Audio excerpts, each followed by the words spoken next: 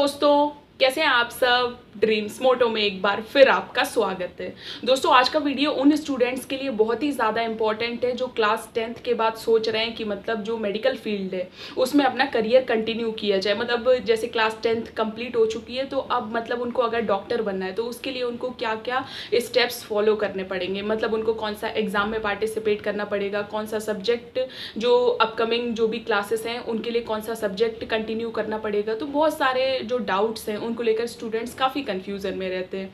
जैसे उनका class 10th जो है वो कंप्लीट होता है तो उसके बाद वो सोचते हैं कि अब कौन कौन से ऐसे मतलब स्टेप्स फॉलो करें जिनसे जो उन्हें हेल्प करे, उनका जो आगे सपना है कि मतलब उनको डॉक्टर बनना है तो उसको वो किस तरीके से कंटिन्यू कर सकते हैं। तो ये जो सभी छोटे छोटे टॉपिक्स हैं उनको हम आज के वीडियो में डिस्कस करने वाले हैं, तो वीडियो को एंड तक ज़रूर देखें जिससे जो भी इंपॉर्टेंट इन्फॉर्मेशन है उसके बारे में आपको पता चल सके। इस वीडियो में जो भी डिस्कशन है उसको हम मेनली 3 पॉइंट्स में कवर करने वाले हैं, ठीक है। पहले पॉइंट्स में हम ये डिस्कस करने वाले हैं कि अगर आपका जो क्लास 10th है वो कंप्लीट हो चुका है तो उसके बाद आप सब्जेक्ट को किस तरीके से चॉइस करें। मतलब कौन कौन से सब्जेक्ट आपको चॉइस करने हैं जिसके बाद आप अपनी जो मेडिकल फील्ड है उसमें करियर को कंटिन्यू कर सकते हैं। यानी जो भी स्टूडेंट है जिनको मतलब डॉक्टर बनना है तो उनको क्लास 10th के बाद कौन सा सब्जेक्ट चॉइस करना है, ठीक है। दूसरा, अगर आपको डॉक्टर बनना है तो उसके लिए कौन सा एंट्रेंस एग्जाम कंडक्ट करवाया जाता है। तीसरा पॉइंट जो है वो ये है कि जो भी एंट्रेंस एग्जाम कंडक्ट करवाया जाता है उसकी जो प्रिपरेशन है वो आप किस तरीके से स्टार्ट करें, कहाँ से प्रिपरेशन आपको स्टार्ट करनी चाहिए और किस तरीके से कौन कौन से सब्जेक्ट आपको पढ़ने पड़ेंगे। तो इन सभी टॉपिक्स को हम जो है वो डिटेल में डिस्कस करने वाले हैं। चलिए हम सबसे पहले पॉइंट को डिस्कस करते हैं कि जैसे आपकी क्लास 10th जो है वो कंप्लीट हो चुकी है तो उसके बाद आप सब्जेक्ट चॉइस किस तरीके से करें।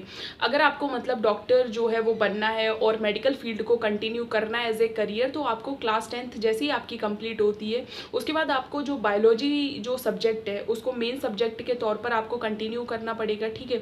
अब इसमें क्या होता है कि कुछ स्टूडेंट मतलब मैथमेटिक्स को भी मतलब कंटिन्यू करना चाहते हैं तो वो मैथमेटिक्स को as a extra subject continue कर सकते हैं।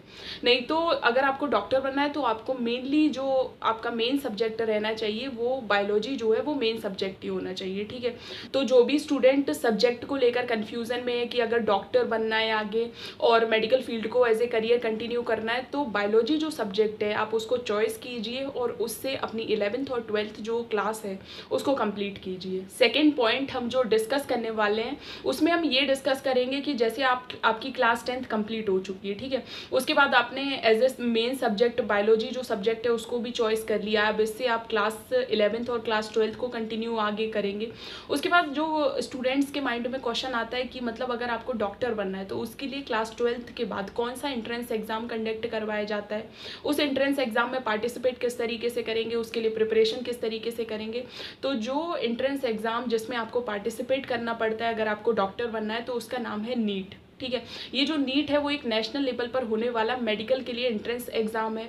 और जो भी स्टूडेंट मतलब सोच रहे हैं कि मतलब वो डॉक्टर बनना चाहते हैं आगे फ्यूचर में या फिर अपना करियर जो है वो मेडिकल फील्ड में कंटिन्यू करना चाहते हैं तो उनको इस एग्ज़ाम में पार्टिसिपेट करना पड़ेगा।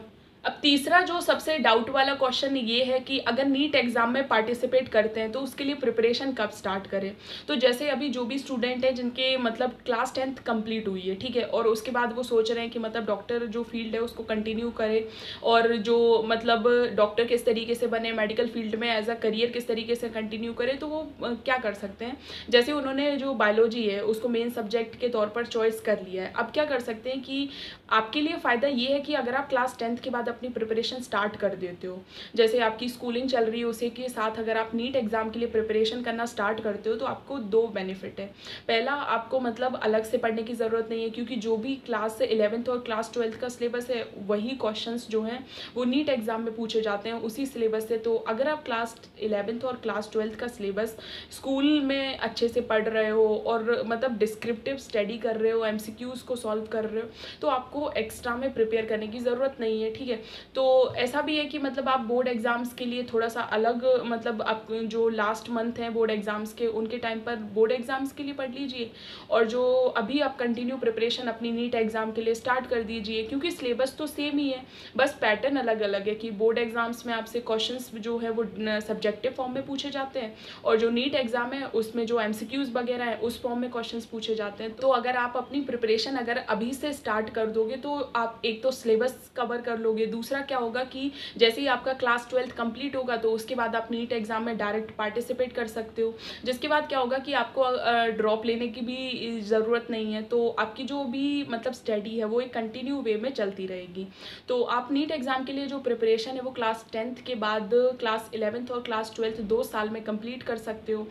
नीट एग्ज़ाम से रिलेटेड या मेडिकल फील्ड के किसी भी ग्रेजुएशन के एंट्रेंस एग्ज़ाम से रिलेटेड या पैरामेडिकल फील्ड से रिलेटेड कोई भी डाउट, कन्फ्यूज़न या क्वेश्चन है तो आप कमेंट सेक्शन में पूछ सकते हैं। होप सो दोस्तों आपको वीडियो पसंद आया हो तो वीडियो को लाइक ज़रूर करें। Thank you so much for watching.